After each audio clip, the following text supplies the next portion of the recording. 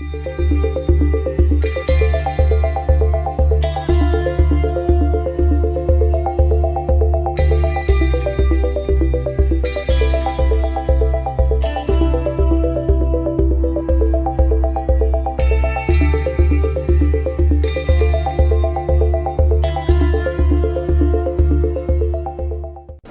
summer months of 2016 has been nothing more than countless bloodshed. Radical Islamic groups such as ISIS has infested the streets of Europe and North America, committing terrorist attacks in the name of Allah. The United States has faced attack after attack. This includes the recent mass shooting in my hometown of Orlando, Florida. While the entire world is in chaos, presidential candidate Hillary Clinton was selling weapons to the Islamic State, according to WikiLeaks.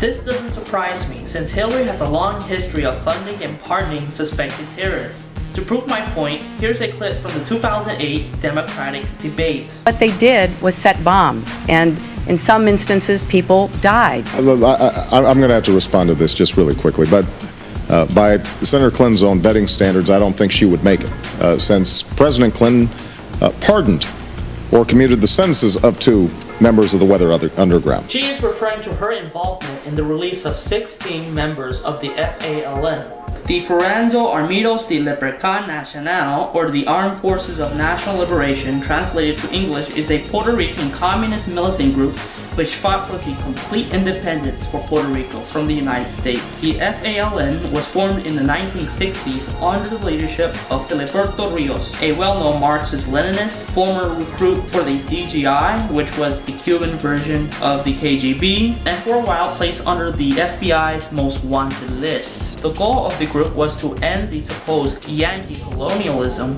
of Puerto Rico and to establish a Stalinist dictatorship on the island. The FALN is infamously known for their bombing campaign from 1974 to 1983. The most bloodiest attack took place on January 24th, 1975 in Florence Tavern, in which 2 bombs were detonated, killing 4 people and injuring 50. Nobody dreamt that this was a daytime bombing of a restaurant in New York City in the United States of America, because it simply was not the sort of thing that happened in America. The senseless bombing had been perpetrated by what was arguably the most active terrorist organization in U.S. history, the FALN. But in 1975, the FALN was a newly formed, previously unheard of organization that through deadly violence advocated complete independence for Puerto Rico. In September of 1999, Hillary Clinton was running for the Senate. Right in the middle of her campaign, she was approached by City Councilman Jose Rivera, who was a spokesman for the Hispanic community of New York. He gave her a packet urging her to pardon fellow members of the FALN terrorist organization. The packet also recommended Hillary to convince her husband, Bill Clinton, to get these pardons done. Since Hillary Clinton was running for senator of New York City, it makes sense for her to appeal to the ethnic Puerto Ricans that make up the city. 2 days later, Bill Clinton ordered to commute the sentences of 16 members of the FALN. Because I did not believe they should be held in incarceration, in effect, by guilt by association. Critics in Congress from both parties don't buy it, but clemency is a presidential prerogative, and Congress may not be able to stop it. Clinton's clemencies caused massive uproar in Congress. This whole issue has ignited a firestorm of controversy. The FALN was involved in 130 bombings. 5 people were killed, 84 were injured. What we want to know is, why did the president make this decision? First, we're going to examine what the FALN is. One of the arguments for granting clemency is that these 16 people were not directly involved in any acts of violence. Well, I want to briefly review what they were convicted of. Most of these people were convicted of things like seditious conspiracy and conspiracy to obstruct interstate commerce. Let's take a look at exactly what that means. 8 of these people were arrested together in Chicago. They were caught in a stolen van carrying illegal weapons.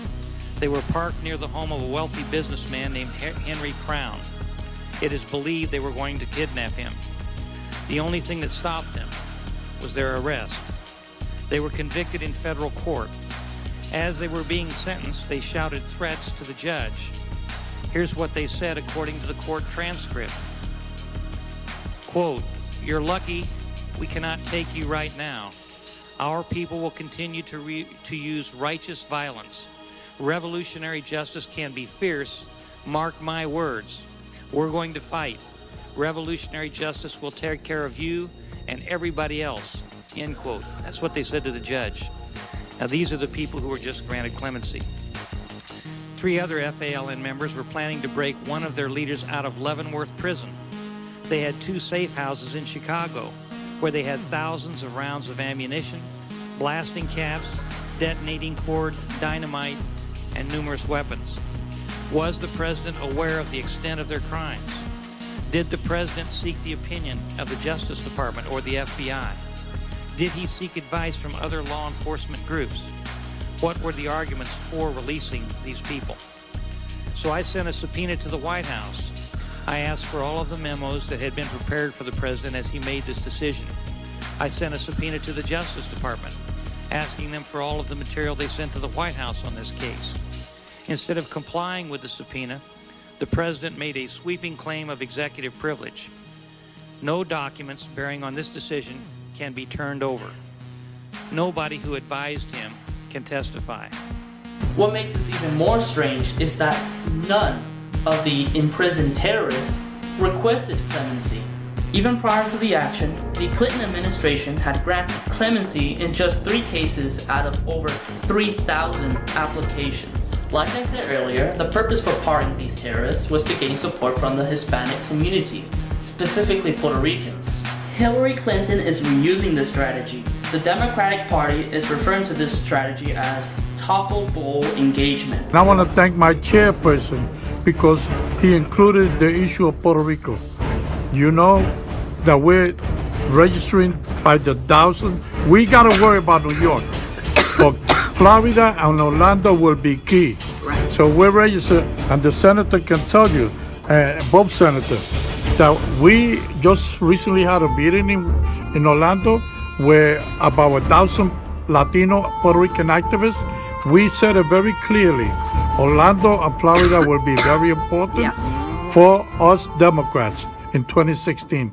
This strategy is what led to the release of 16 members of a communist terrorist organization that is responsible for numerous bombings. Hillary Clinton, Jose Rivera, and the Democratic Party has blood on their hands.